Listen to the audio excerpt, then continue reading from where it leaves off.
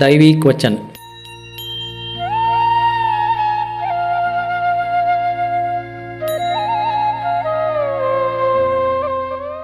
दैविक वचन।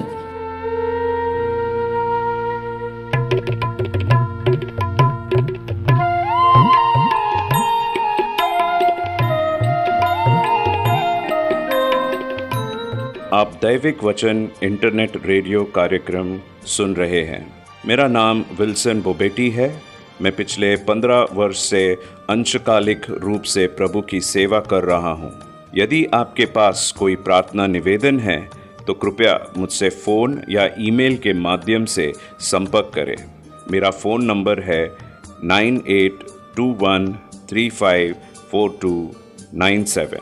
फिर एक बार 9821354297 और मेरा ईमेल आईडी है wilsonrao@gmail.com wilsonrao@gmail.com। परमेश्वर के वचन को सुनने से पहले आइए एक भजन गीत सुनें।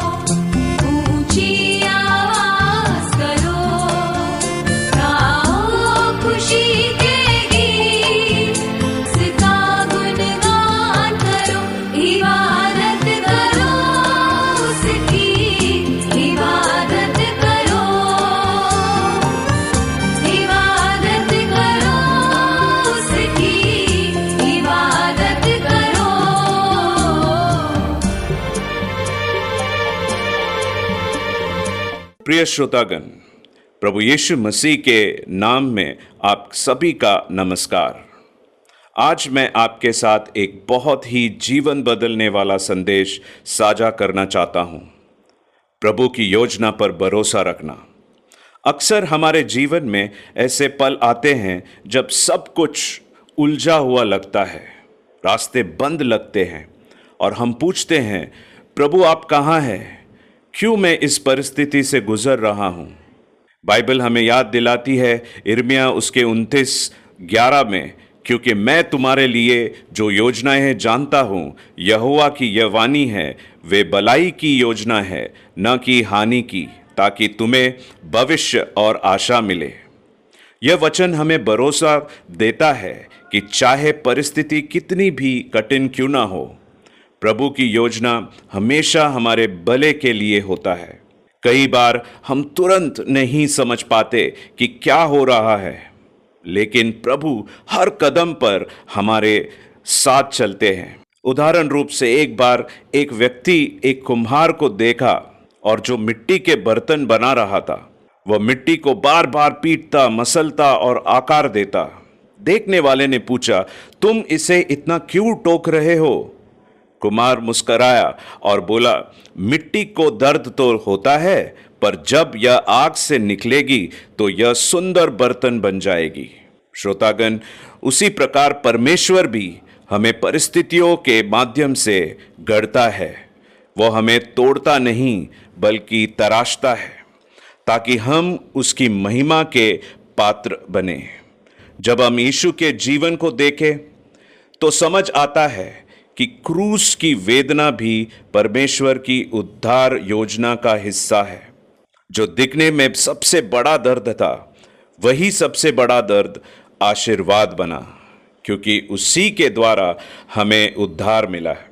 यानी कभी कभी दुख भी परमेश्वर का हाथ होता है, जो हमें आशीष की दिशा में ले जा रहा होता है।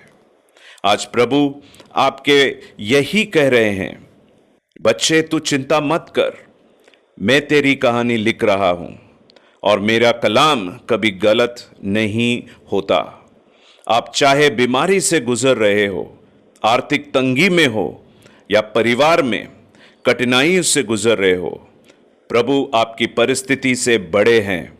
आप उसका भरोसा करें और आप देखेंगे कि कैसे वह राख से सुंदर था और आंसुओं से आनंद उत्पन्न करता है। एक बंद दरवाजा कई बार यही दिखाता है कि परमेश्वर ने आपके लिए एक और बेहतर दरवाजा खोला है। इसीलिए जब आपकी योजनाएं असफल हो, तब यह मान लीजिए कि प्रभु की योजना शुरू हो रही है। आइए हम एक छोटी सी प्रार्थना करें कि हे परमेश्वर, हम मानते हैं कि तू हमारी जिंदगी का स्वामी है।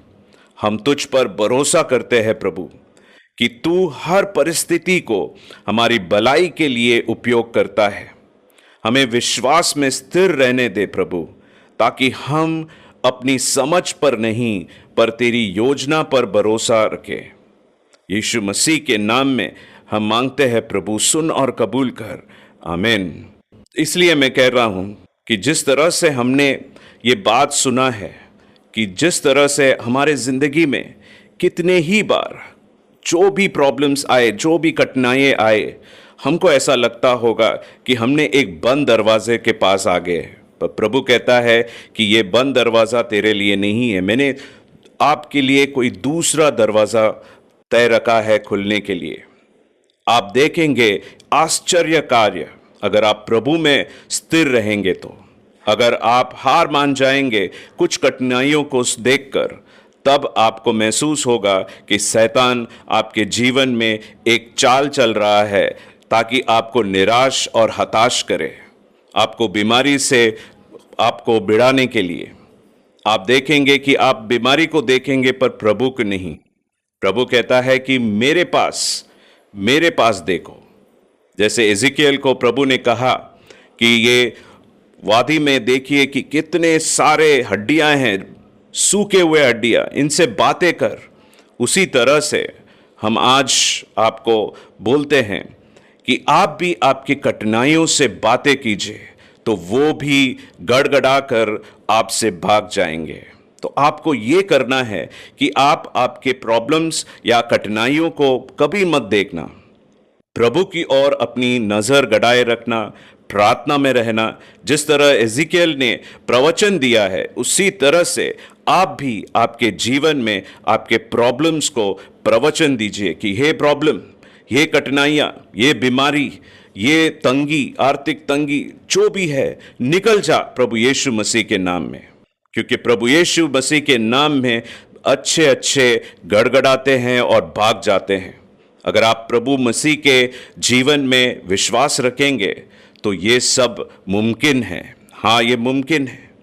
जिस तरह पौल कहता है दूसरे कुरिन्ती उसके 5वें अध्याय में कि ये शरीर जो हम जी रहे हैं, ये सारा शरीर कुछ नहीं है, ये क्षण मात्र का जीवन है, पर प्रभु हमारे लिए एक बेहतर घर बनाए रखा है ऊपर। इसलिए अगर आप प्रभु में विश्वास रखेंगे और देखेंगे कि ये क्षण मात्र के जो भी कठिनाइयाँ हैं, मैं उससे डर कर भागूंगा नहीं, पर मैं उसका सामना प्रभु के वचन से करूंगा। प्रभु का वचन कहता है कि आप विश्वास में बढ़ते हैं और आप विश्वास से ही चलते हैं। अगर आप विश्वास में रहेंगे तो आप देखेंगे बहुत ही अच्छे कार्य आपके जीवन में होते हुए। नहीं तो आप खुश रहने के लिए आप बहुत सारे कठिनाइयां झेलने पड़ेंगे।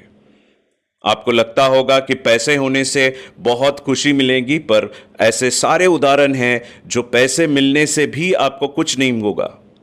क्योंकि प्रभु कहता है कि अगर मेरी इच्छा ना हो तेरे जीवन में कोई अच्छा चीज नहीं होगा। और प्रभु हमेशा देखता है कि आपके जीवन में कुछ अच्छा हो।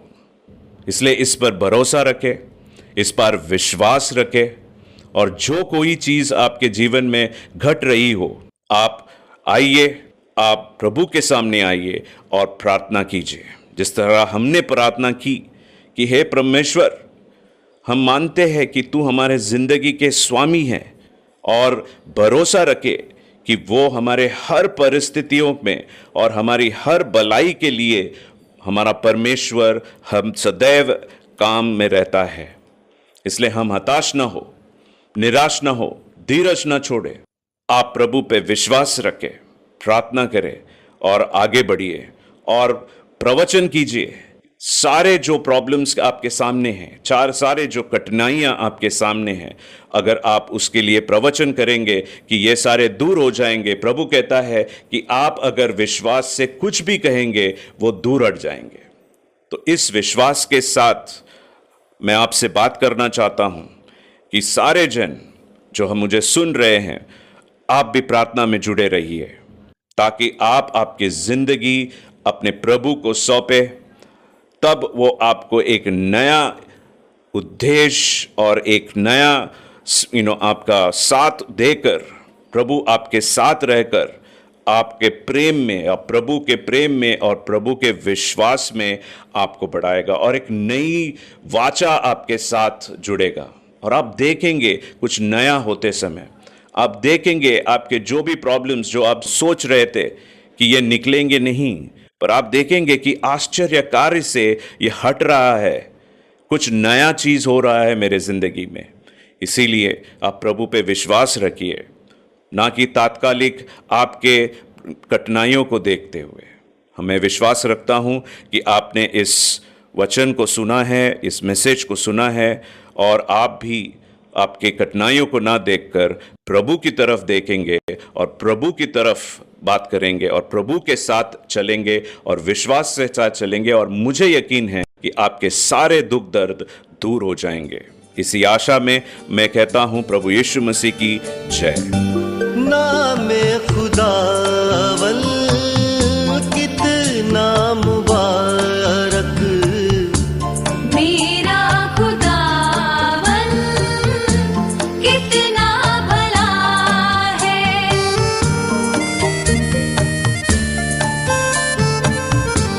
रहमत है उसकी सदियों पुरानी, वफा का अज़ल से यही सिलसिला है।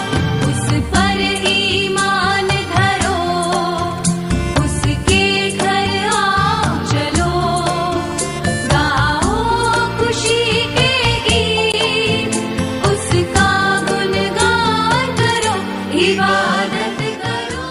आशा है कि आज का संदेश सुनकर आप आशीषित हुए होंगे। यदि आपके पास कोई प्रार्थना निवेदन है तो कृपया मुझसे फ़ोन या ईमेल के माध्यम से संपर्क करें। मेरा फ़ोन नंबर है 9821354297। फिर एक बार 9821354297, और मेरा ईमेल आईडी है wilsonrao@gmail.com, wilsonrao@gmail.com। परमेश्वर आपको और आपके परिवार को आशीष दे।